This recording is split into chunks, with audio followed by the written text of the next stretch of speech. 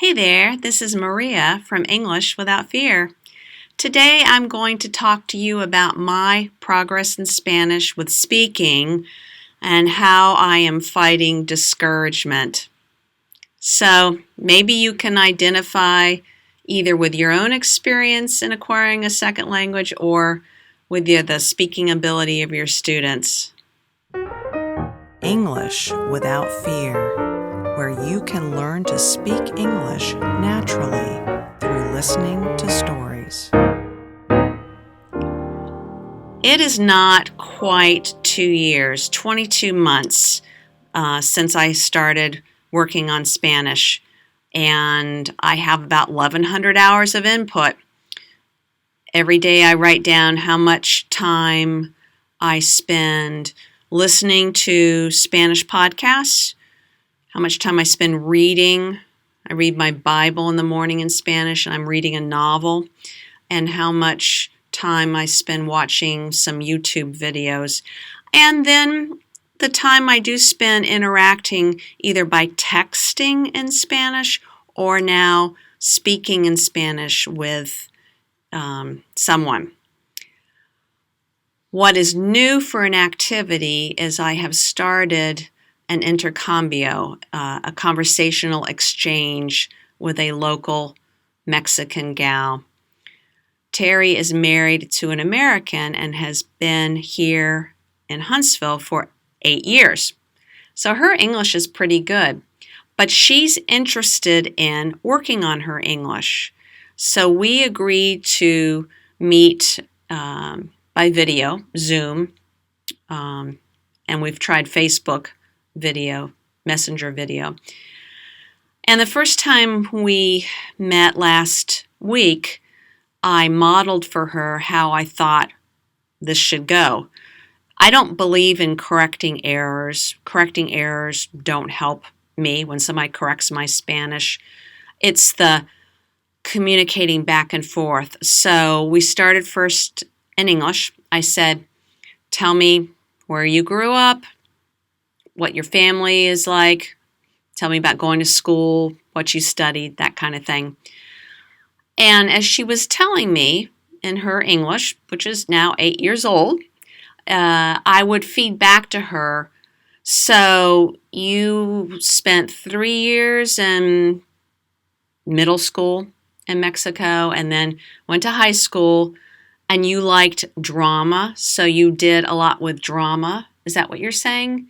And did I understand that you prefer the stage crew, the people who work on tech in theater, and not the actors? Is that right? Because you said the actors were stuck up, egotistical. So I was feeding back to her correct English, but getting clarification. Because she speaks well, but there's some errors. But again, error correction doesn't work. But if she hears it correctly in context, when her brain is ready, the brain will make the switch. At the half-hour point, we moved into Spanish. I tried to do the same thing. I tried to use my Spanish to talk about where I was born, where I grew up, my family, what I studied in school, that kind of thing. But the difference between her English and my Spanish is dramatic.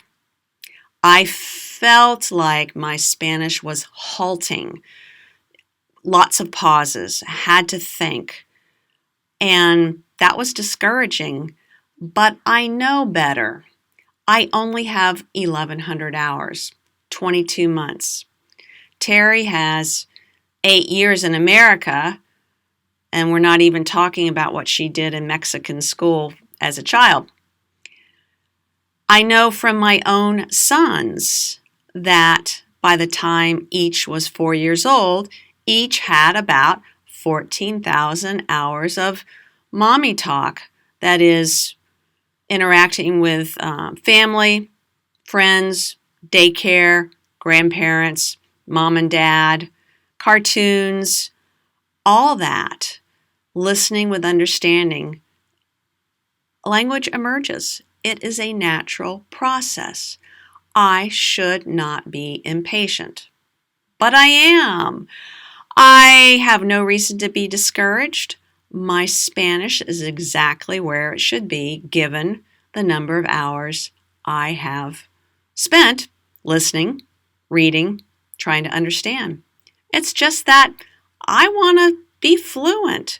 I'm fluent in French, and it feels good. I want that. I really am hungry for that.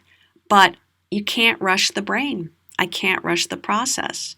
I don't live in a Spanish-speaking environment. I don't have a job where I have to use Spanish and hear Spanish all day long.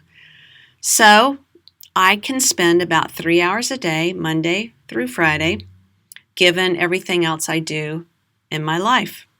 And I have to be patient. I know better. But still,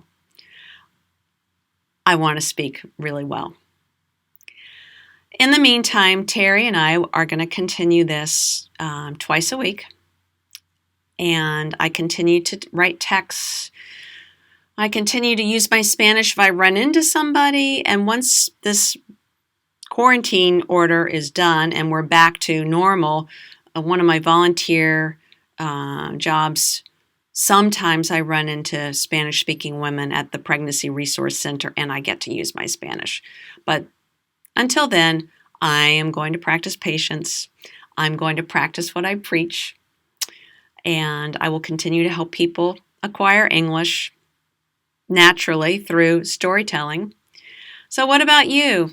Do you ever get discouraged? Are you impatient in your own language acquisition or in the ability of your students to become fluent, become fluid, speak naturally?